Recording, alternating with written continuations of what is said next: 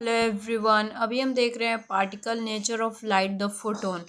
Following are the characteristics of photon which proves particle nature of light. ये following हम पढ़ने वाले हैं कैरेक्टरिस्टिक्स फोटोन के, जो कि प्रूव्स कर रहा है कि वो जो फोटोन है वो पार्टिकल नेचर ऑफ लाइट का है, मतलब कि पार्टिकल नेचर है उसका।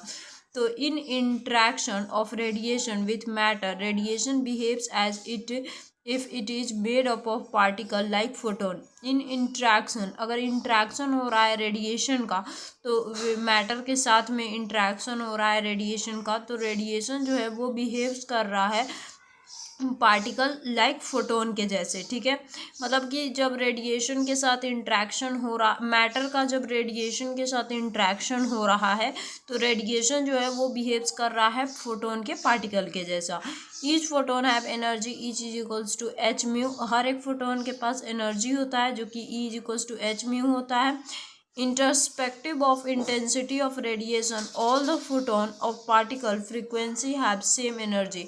Introspective of energy intensity of radiation, मतलब कि अगर इंटेंसिटी ऑफ रेडिएशन को अगर छोड़ दिया जाए तो पूरे फोटोन्स ऑफ पार्टिकल का फ्रीक्वेंसी जो होता है वो सेम एनर्जी का होता है। By increasing the intensity of radiation of given frequency there are also increases even number of photon but their energy will remain same. अगर आप इंक्रीज कर रहे हो इंटेंसिटी रेडिएशन का गिवन फ्रीक्वेंसी पे, तो वहाँ पे सिर्फ और सिर्फ इंक्रीज हो रहा है नंबर ऑफ फोटोन, लेकिन एनर्जी जो है वो सेम हो रहा है। All the photon travel with the speed of light in space. पूरा जो फोटोन्स है वो ट्रैवल कर रहा है लाइट के स्पीड से स्पेस में। The velocity of photon in different medium, in different velocity है जो फोटोन का वो डिफरेंट मीडियम के लिए डिफरेंट है।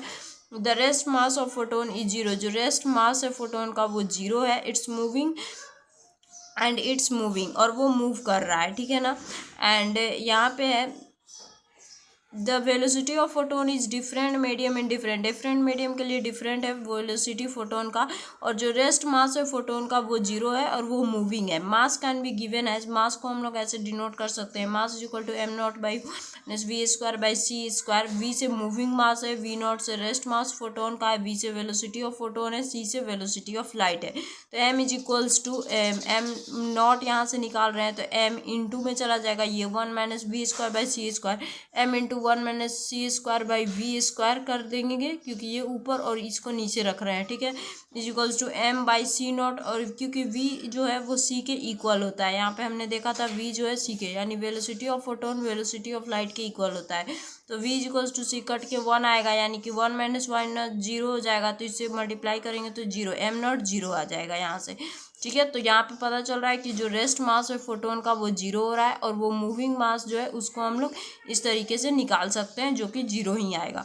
Photon are not deflected by electric and magnetic field. Photon जो है वो डिफ्लेक्ट नहीं होगा इलेक्ट्रिक और मैग्नेटिक फील्ड के द्वारा। That is photons are electrically neutral, जिससे हम बोल सकते हैं कि जो फोटोन है वो इलेक्ट्रिकली न्यूट्रल होता है। तो ये फॉलोइंग प्रॉपर्टीज थे नेचर ऑफ पार्टिकल के, पार्टिकल नेचर ऑफ लाइट के। फोटोन के मतलब पार्टिकल्स थे जो कि दिखा रहा था कि जो फोटोन है वो एक लाइट का पार्टिकल है, पार्टिकल नेचर ऑफ लाइट है। ठीक है ना, मतलब लाइट नहीं है, वो लाइट के नेचर को कैरी कर रहा है। ठीक है ना, तो ये सारी प्रॉपर्टीज आप नोट डाउन कर लेना अपने नोट्स में। ठीक है, तो आई होप आपको अच्छे से समझ में आई होगी। सो नेक्स्ट वीडियो में हम आगे की टॉपिक्स को देखते हैं। सो मिलते हैं गाइस नेक्स्ट वीडियो के साथ। बाय।